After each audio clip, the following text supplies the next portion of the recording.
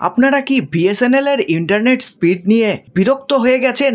তাহলে আপনাদের বলে দিই, বুলেট ট্রেনের মতো ছুটবে বিএসএনএল এর ইন্টারনেট। স্পিড বাড়াতে টুক করে সেরে ফেলুন এই 3টি কাজ।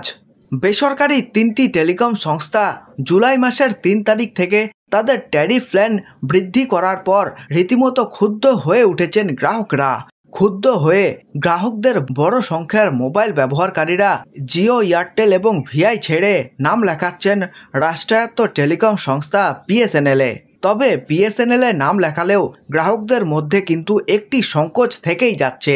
বিএসএনএল নিলেও গ্রাহকদের বড় অংশের মধ্যে যে সংকোচ রয়েছে তা হলো ইন্টারনেট স্পিড। কারণ বিএসএনএল এখনও পর্যন্ত সব জায়গায় 4G পরিষেবা দেওয়া শুরু করেনি। এছাড়াও তাদের ইন্টারনেট স্পিড অনেক কম বলেই বিভিন্ন জায়গা থেকে জানা যায়। তবে এই সংস্থারই ইন্টারনেট স্পিড বাড়ানো যেতে পারে সেটিংসে 3টি পরিবর্তন করে। এগিয়ে যাওয়ার আগে একটি লাইক এবং চ্যানেলটিকে সাবস্ক্রাইব করুন। সচেতন থাকুন এবং নিরাপদ থাকুন। টেক বিশেষজ্ঞদের তরফ থেকে জানানো হয়েছে, বিএসএনএল হোক অথবা অন্য যে কোনো কোম্পানির সিম কার্ড থেকে ইন্টারনেট স্পিড ভালো পেতে হলে সেই সিমকে সবসময় 1 নম্বর স্লটে রাখতে হবে। এক্ষেত্রে বিএসএনএল সিম কার্ড ব্যবহার করলে ইন্টারনেট স্পিড ভালো পাওয়ার জন্য সবসময় ওই সিমকে 1 নম্বর স্লটে রাখতে হবে। 2. ইন্টারনেট স্পিড ভালো পাওয়ার জন্য সেটিংসের মধ্যে থাকা নেটওয়ার্ক সেটিংস অপশান বেছে নিতে হবে।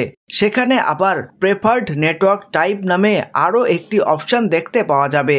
সেখানে ক্লিক করলে 5G, 4G, 3G, 2G নামে যে অপশানটি দেখতে পাওয়া যাবে সেটি সিলেক্ট করে রাখতে হবে। 3. যদি কোথাও ইন্টারনেট স্পিড কম পাওয়া যায় তাহলে একবার ফোনের ফ্লাইট মোড অন করে আবার তা অফ করে নিতে হবে। এর ফলে নেটওয়ার্ক রিস্টার্ট হয়ে যাবে। আর যদি ওই এলাকায় ইন্টারনেট স্পিড ক্যাপাসিটি ভালো থাকে তাহলে আপনার ফোনেও ইন্টারনেট স্পিড ভালো পাওয়া যাবে। অন্তত পক্ষে টেক বিশেষজ্ঞরা এমনটাই পরামর্শ দিচ্ছেন।